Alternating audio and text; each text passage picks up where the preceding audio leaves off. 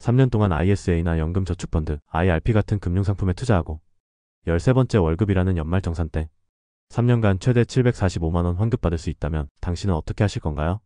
지금부터 단 3년만 실천하면 세금 환급 노후 대비 투자 수익까지 한 번에 끝낼 수 있는 이 전략, 지금부터 천천히 하나씩 알려드릴게요. 먼저 전체 흐름부터 한눈에 살펴볼게요. 매년 해야 할 일은 아주 간단합니다. 첫째, 매년 ISA 통장에 2천만원을 넣고 미국 ETF나 다른 주식에 자유롭게 투자합니다. 그리고 연말쯤 900만원을 빼서 연금저축에는 600만원, IRP에는 300만원을 나눠서 넣습니다. 이 과정을 3년 동안 반복해주세요. 그리고 3년째가 되는 해에는 ISA에 남아있는 3천만원을 연금계좌로 옮깁니다. 이때 추가로 세금 우대 혜택까지 한 번 더 받을 수 있습니다. 이대로만 따라하면 총 3년간 최대 745만원까지 세금을 돌려받을 수도 있어요. 이제 각 단계별로 조금 더 자세히 설명드릴게요. ISA 통장은 절세의 시작점입니다. ISA는 예금이나 펀드, 주식 같은 다양한 금융상품을 한 계좌에 담을 수 있는 통장인데요. 연간 2천만원까지 넣을 수 있고 5년 동안이면 최대 1억원까지 넣을 수 있어요. 가장 중요한 건 3년 이상 돈을 유지해야 세금 혜택이 생긴다는 점입니다.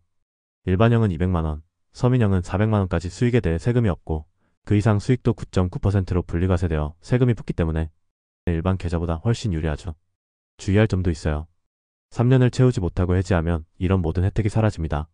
그리고 연말에 인출하는 900만원은 일반적으로 ISA 계좌에서는 수익금을 제외한 원금 인출은 자유롭기 때문에 따로 세금이 붙지 않지만 간혹 수익부터 먼저 빠져나가는 것으로 간주되는 경우도 있으니 꼭 미리 금융기관에 문의해서 확인하시는 게 좋아요. 다음은 연금저축과 IRP입니다. 이 두 가지는 세금을 돌려받는 핵심입니다.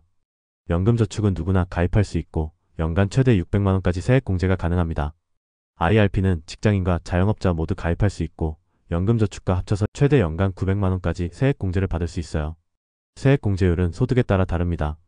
총급여가 5,500만원 이하거나 종합소득이 4천만원 이하라면 16.5%, 그 이상이라면 13.2%의 세금을 돌려받을 수 있습니다.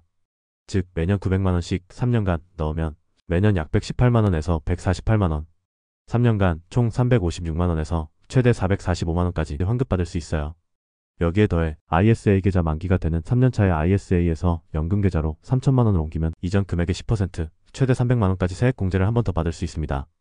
이걸 더하면 총 656만원에서 745만원까지 돌려받을 수 있는 셈이죠.